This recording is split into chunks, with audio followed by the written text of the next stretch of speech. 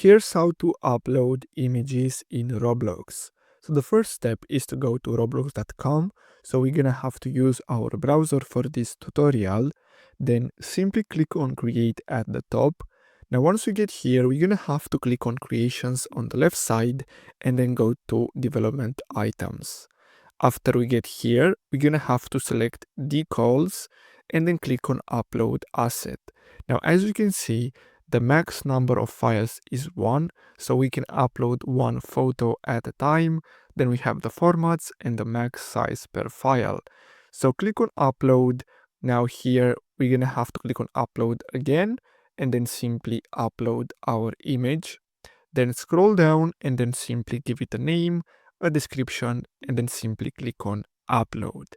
Now, after we do that, we're gonna have our image here in the decal section, so we can simply click on it. And then here we have some configurations that we can personalize. And basically that's all we have to do.